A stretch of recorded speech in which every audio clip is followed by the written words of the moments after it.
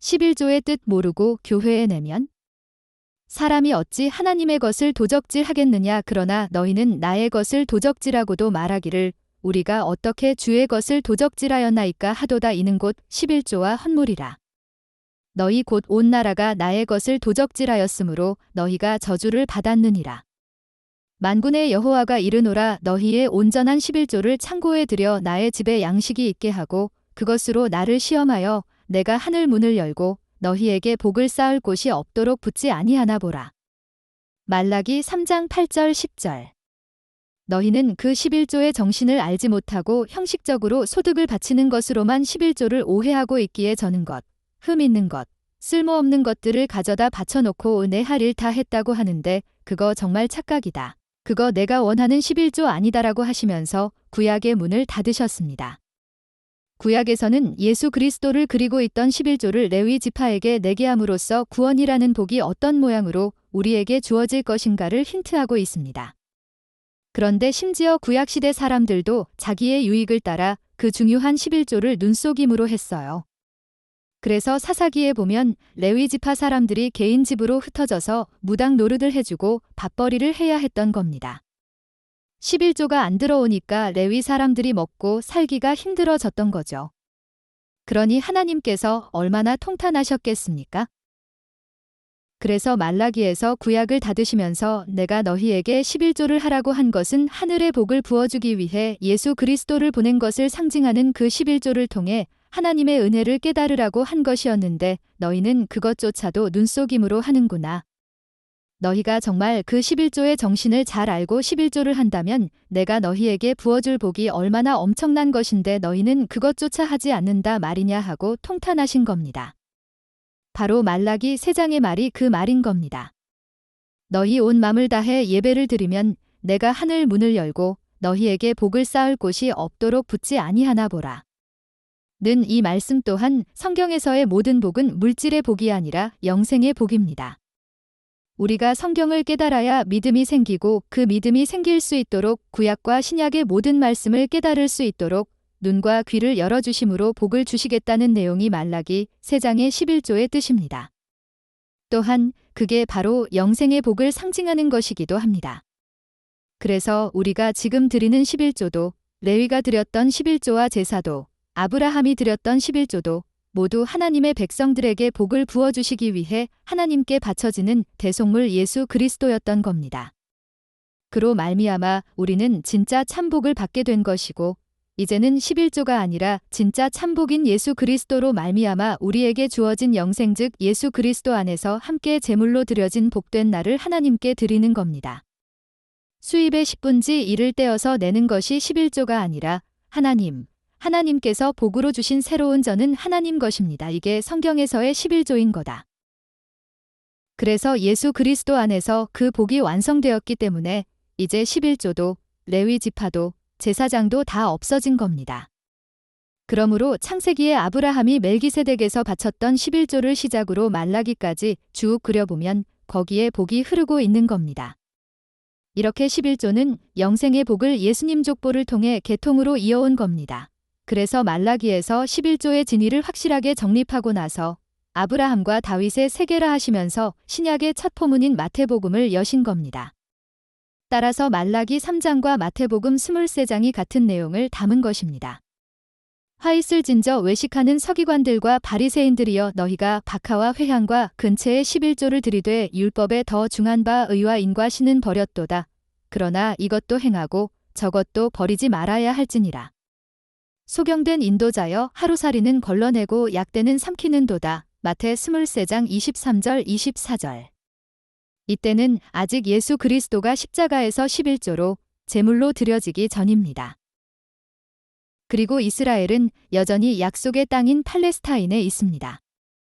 그런데 그들이 11조의 정신을 여전히 잃어버리고 형식적인 11조를 하고 있었던 겁니다. 왜 그렇게 된 것인가? 24절을 보면 소경된 인도자들이 즉 다른 말로 가짜 목사들이 하루살이는 걸러내고 낙타를 삼키려는 마음의 11조의 정신이 무엇인지에는 관심도 없고 그저 11조 해야 복 받는다고 가르쳤기 때문에 사람들이 곡식이나 짐승만 던져놓고 자기 할 일, 다 한 것처럼 세상에 나가서는 세상 사람들과 똑같이 자기의를 의지하고 죄 속에서 살았다는 겁니다.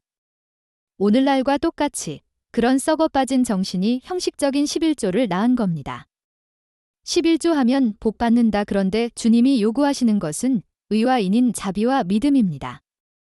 이 모두는 하나님으로부터 은혜로 주어지는 것들입니다. 너희들은 11조가 뭔지 정말 모른다는 겁니다. 당신은 아직 십자가가 드려지기 전이라 11조가 완성되지 않아서 여전히 가나안 땅에 머물고 있으므로 이것도 하고 저것도 하라고 하신 겁니다. 저가 저 대제사장들이 먼저 자기 죄를 위하고 다음에 백성의 죄를 위하여 날마다 제사 드리는 것과 같이 할 필요가 없으니 이는 저가 단번에 자기를 드려 이루셨음이니라. 히브리서 7장 26절. 그러나 이 제사들은 해마다 죄를 생각하게 하는 것이 있나니 이는 황소와 염소의 피가 능히 죄를 없이 하지 못함이라. 그러므로 세상에 임하실 때에 가라사대 하나님이 제사와 예물을 원치 아니하시고 오직 나를 위하여 한 몸을 예비하셨도다. 이 뜻을 조차 예수 그리스도의 몸을 단번에 들이심으로 말미암아 우리가 거룩함을 얻었노라. 히브리 10장 3절 4절 10절. 이렇게 예수 그리스도 안에서 모든 율법은 다 완성이 되었습니다. 오히려 하나님은 그렇게 예수 그리스도의 십자가로 완성이 된 율법에 또다시 묶여있는 사람들에게 너희는 예수 그리스도의 십자가를 헛되게 하는 자라고 하셨습니다. 때가 참에 하나님이 그 아들을 보내사 여자에게로 나게 하시고 율법 아래 나게 하신 것은 율법 아래 있는 자들을 속량하시고 우리로 아들의 명분을 얻게 하려 하심이라. 갈라디아서 4장 4절 5절. 오늘날에도 그러한 율법에 얽매이는 것은 십자가 앞에서 또 양을 잡는 것과 다른 것이 하나도 없는 겁니다. 십자가가 뭔가 부족한 것인가? 율법에는 여자가 남자 옷 입으면 벌 받는다고 나와 있습니다. 왜 제사는 안 지내는가?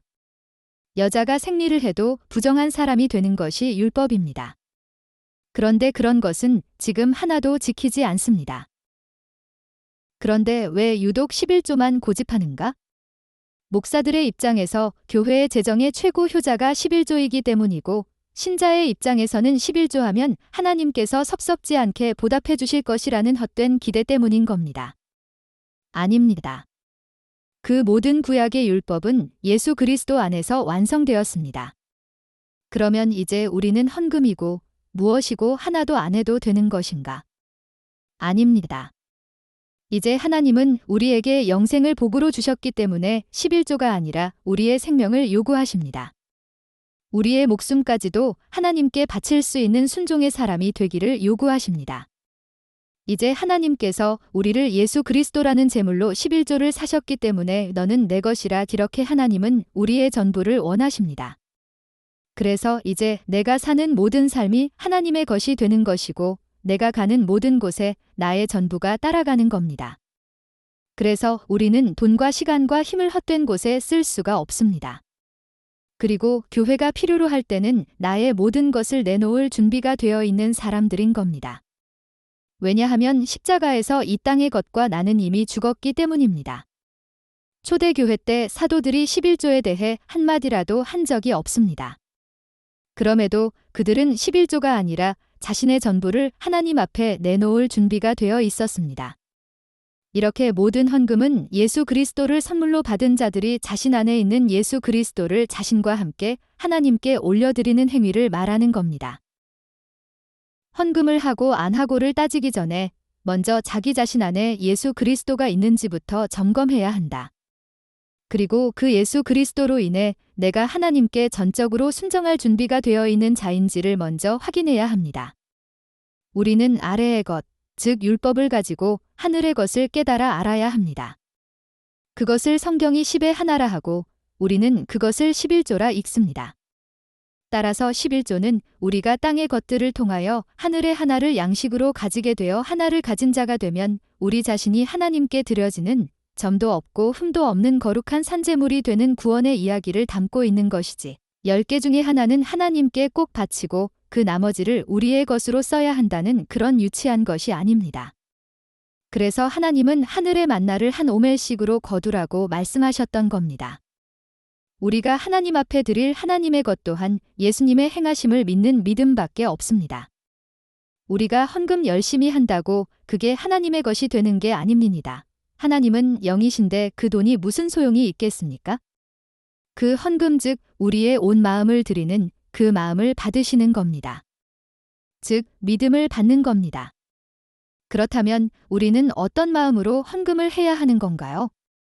하나님의 아들 예수가 먼저 우리를 위한 헌금, 우리를 위한 제물로 바쳐짐으로 우리가 살아있으므로 우리는 이제 우리 자신을 하나님께 전부 드립니다. 라는 고백으로 드리는 것이 헌금입니다.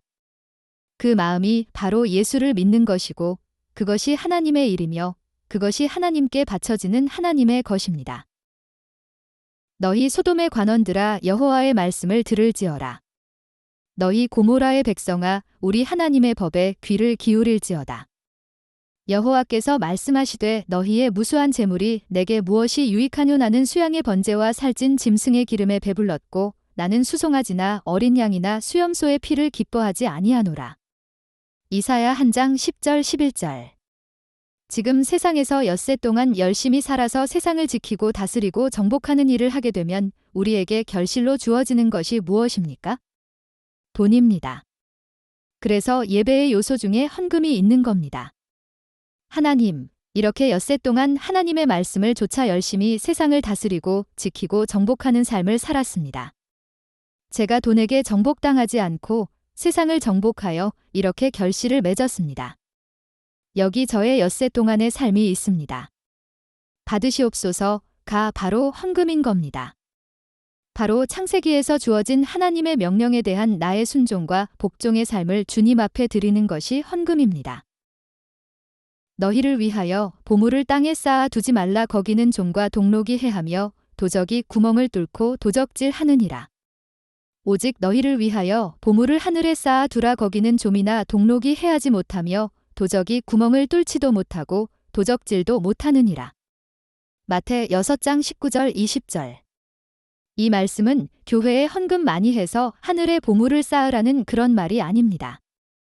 무엇이 중요한지 잘 분별하여 살라는 뜻으로 이 땅의 배설물 같은 위장된 보물을 좇느라 진짜 하늘의 보물을 놓치지 말라는 말씀입니다. 그리고는 아무것도 염려하지 말고 위의 것인 하나님 나라와 의를 먼저 구하라고 말씀하신 겁니다. 하나님은 우리의 뇌물을 원하지 않습니다. 이 세상 모든 것이 하나님 것인데 우리가 무엇을 드려 하나님을 기쁘게 해 드릴 수 있겠습니까? 하나님은 이스라엘에게도 모든 것이 내 것인데 너희들이 나에게 무엇을 줄 수 있다고 생각하느냐 고 일가를 하신 적이 있습니다. 하나님은 우리의 자기 부인과 낮아짐과 십자가의 삶, 즉 자발적인 하나님의 종으로서의 삶을 원하시는 것이지 절대 우리의 도움이나 공로나 업적이나 헌금을 원하시는 분이 아닙니다. 그건 자발적인 열매로 나타나야 하는 것이지 하나님의 요구가 아니란 말입니다. 그래서 이사야서에서 여호와께서 말씀하시되 너희의 무수한 재물이 내게 무엇이 유익하뇨 나는 수양의 번제와 살찐 짐승의 기름에 배불렀고 나는 수송아지나 어린 양이나 수염소의 피를 기뻐하지 아니하노라. 헛된 재물을 다시 가져오지 말라 분양은 나의 가증이 여기는 바요. 라고 말씀하신 겁니다. 이렇게 하나님께서 우리에게 요구하시는 것은 어떤 종교 행위나 헌물이나 헌금이 아니라 자기 부인에 근거한 이웃사랑과 이웃섬김, 즉 우리의 됨됨이인 겁니다. 우리의 종교 행위나 헌금이나 헌물, 봉사, 구제는 당연하고 자발적인 열매여야 하는 것이지 하나님의 요구가 아닌 겁니다. 하나님의 은혜로 예수 그리스도의 십자가의 의미를 올바르게 깨달은 자들은 그렇게 자신을 하나님 앞에 순종하게 되는 것입니다. 거기에서 헌신의 삶이 나오고 11조가 나오며 자신의 것을 비워 남을 살리는 구제와 봉사가 나오는 겁니다. 그러므로 11조는 바로 나 자신을 모두 하나님께 드리는 것이고 나는 그 예수 그리스도로 말미암아 죄 사함을 받고 의롭게 되었다. 라는 하나님 앞에서의 신앙 고백이 바로 11조의 원래의 목적입니다. 하나님, 저는 이제 하나님만이저히 힘이요 소망이라는 것을 알기에 세상 사람들이 목숨처럼 여기는 이 세상의 힘을 대표하는 물질을 하나님 앞에 이렇게 온 마음과 함께 바칠 수 있습니다. 이게 바로 11조의 정신입니다. 10의 1조가 뭐 그리 대단합니까? 10의 12 모두 하나님의 것인데요. 그런 사람들은 11조 해놓고 자랑하거나 그것 알아주지 않는다고 실망하지 않습니다. 나와 하나님 사이의 신앙 고백이 왜 남의 눈을 의식하는 바보 같은 짓을 합니까? 11조는 신앙 고백으로 드려질 때만 즐겨낼 수 있는 것입니다. 아니면 아까워서 어떻게 내겠습니까? 그러므로 아직 복음을 제대로 깊이 깨닫지 못하고 남의 눈을 의식하고 11조를 하는 것이라면 지금 당장 멈춰야 합니다. 그런 사람은 11조를 내면 낼수록 죄를 짓는 꼴이 되기 때문입니다. 교회들이 오병이어의 기적을 예를 들면서 하나님께 적은 것을 바치면 하나님께서 그 돈을 잘 굴려서 크게 쓰실 거라고, 그러므로 가진 대로 정성껏 11조를 드리면 하나님이 그 돈으로 하나님 사업에 잘 쓰실 거라고 생각하지 말아야 합니다. 그리고 그렇게 오병이어를 내어놓은 자를 하나님께서 몇십 배로 축복하신다는 귀신 신하라 까먹는 이야기에 속지 말아야 합니다. 여러분은 11조를 한 만큼 그만큼 경제적으로 손해입니다. 11조는 이 땅에 오염된 나를 버리는 것이지 이 땅의 것들을 더 많이 얻어내기 위한 투자로 하는 것이 아닙니다.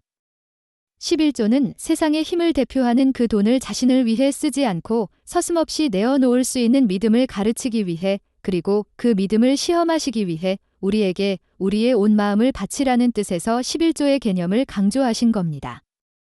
그러므로 11조는 자신을 축복하시기 위한 하나님의 배려인 것입니다. 땅의 10분 1 곧 땅의 곡식이나 나무의 과실이나 그 10분 1은 여호와의 것이니 여호와께 성물이라. 레위기 27장 30절. 하나님께서는 그 약속의 땅에서 나는 소산과 가축의 10분의 1을 꼭 하나님께 바치도록 했습니다.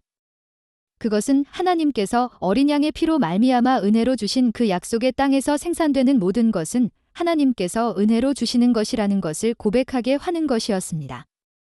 그러므로 하나님은 하나님의 은혜를 기억하라는 의도에서 11조를 허락하신 것입니다. 그 땅과 그 땅에서 나는 소산은 하나님의 전투를 통해 너희에게 은혜로 주어진 것이라는 것을 기억하라. 는 하나님의 의도가 숨이 있는 것이 바로 11조입니다.